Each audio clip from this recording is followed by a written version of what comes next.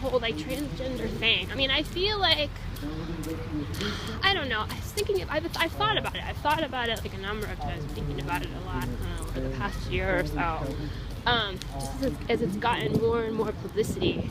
And I feel like, I mean, I think one of the things that I was first trying to say about it is I think if there were more room for not being just so much stuck in gender, in like just very rigid gender roles, far fewer people would feel like they were somehow trapped in the wrong body. I mean, my guess would be that there's a correlation between places where gender roles are very rigid and where people feel like somehow they're in the wrong, they are like born into the wrong body. But then of course you'd have to, if you were going to kind of do a study about it, you would also have to consider like the places in the world where like gender roles are so rigid that there's no chance at all that somebody could like, I mean, you can't, if you're a man, you cannot dress as a woman. You would just get like beaten to death immediately, or, you know, and there's nobody who's practicing medicine as someone who like will do reconstructive surgery, that kind of thing, for someone to do gender reassignment. So you kind of have to like, you know, get like not even include really those types of places in any kind of study you would do, but you would have to confine it to places where there's enough freedom of expression for people to like do things like that, even if it's not necessarily like socially accepted.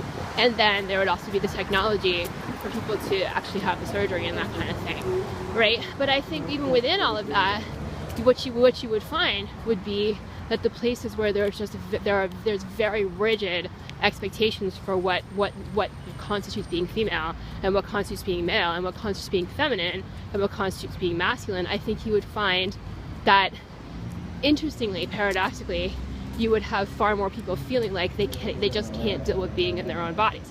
You know, for example, and I would think probably too, it happens in situations where people grow up in places where, like, even like sort of within like countries that are tend to be more accepting, or more at least you know, even grudgingly recognizing people's rights to freedom of expression, that kind of thing, like places like enclaves where if you're a sensitive boy at all, you get, you know, labeled as all kinds of things that are derogatory and usually have a female connotation, and also vice versa for women. You know, if you're particularly decisive, if you know, are assertive, if you don't feel the need to like check out how everybody else thinks of you, you know, in your opinion before you express your opinion, that kind of thing, you can get labeled all sorts of things that are derogatory to women and that have like a more male connotation. And you might just kind of grow up feeling like you were born in the wrong body. Maybe you migrate somewhere that they do gender reassignment. You never think about, you know, what it is that makes you feel the way that you do. And you spent your entire life feeling like there's something wrong with you, when really what you've done is just absorb the attitudes of the people around you. You know, even though you don't, and you think you've escaped them, but in fact they've taken over your entire life. So that's my thought. And then of course there's money in it, right? So you will have people who are celebrities who feel uncomfortable in some way, who I think unfortunately to us, no, I mean, again, how do I know? I was never unhappy being female. You know, I've never had one moment of feeling like I wish I were male. I mean, I get angry sometimes because the gender roles are so confining, and I'm considered to have something wrong with me for all sorts of reasons, which I finally just was like, yeah, whatever, you don't even know what you're talking about. But so I don't really know. I can't imagine. Really, I suppose I could imagine it if I really set my mind to it, but not from personal experience, so I know what it feels like to be in the wrong body, that kind of thing. But you know, I mean, people who I think don't know how to stay within. It's hard to stay within your body anyway. Most people have a lot of discomfort about like being human, the fact that we're animals, all the stuff you have to learn to deal with. You know, I mean, it's kind of like, I don't know, it's all this agony that's associated with it. You know, people go through puberty, there's agony associated with that. Like, you know, I mean, it's just like it takes a lot to get used to being a person at all. And if you're surrounded by people who are also experiencing their own confusions and insecurities and ignorance and stereotyping and that kind of thing, and they find you a convenient target, you could end up feeling like, oh well, you know, I'm just wrong. You know, I'm a guy and I like to be nice to people, or I'm a girl and I just, you know, I'm just impervious to criticism that's unfair, and you know, that must make me some kind of freak.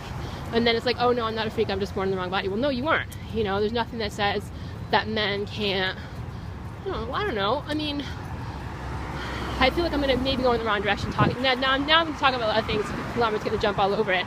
And I think the first part of this was kind of the more serious theoretical side of it. And then, like, what does it mean in practical terms? So there's nothing saying that a guy can't, I don't know, wear satin if he likes the feeling of it, you know, or whatever it is. You know, they're used. It's funny because people talk about people kind of make this assumption that the past is always less informed or less I don't know, less intelligent than the future. That progress always happens in the right direction. But you know, there were times when men were described as beautiful really routinely, and so that got kind of taken over as being like a female term. I don't know. I mean, it just seems like there really ought to be a lot more room for people to kind of move across what are considered to be like normal gender barriers that are really just social constructs. You know, there's nothing wrong with, you know, women doing, I don't know, whatever, like construction, driving cars, like whatever, you know, and men can wear, you know, whatever color they want to wear. You know what I'm saying? I mean, it's just, or they should be able to. God, it makes that sort of difficult for all sorts of reasons. But I guess that's kind of what I was thinking. It seems to me to be kind of too much of kind of a. I know. I'm very good people to jump over this to an easy solution to the problem of being a person. You know, there's always things you have to get used to. There's always like societal assumptions you have to challenge. And I think overall, if there were more freedom for expression in terms of like not having these very, very confining gender roles, people wouldn't have to, like, you know, cut themselves up and do all the stuff to themselves to make them feel like somehow, you know, their outsides match their insides, you know.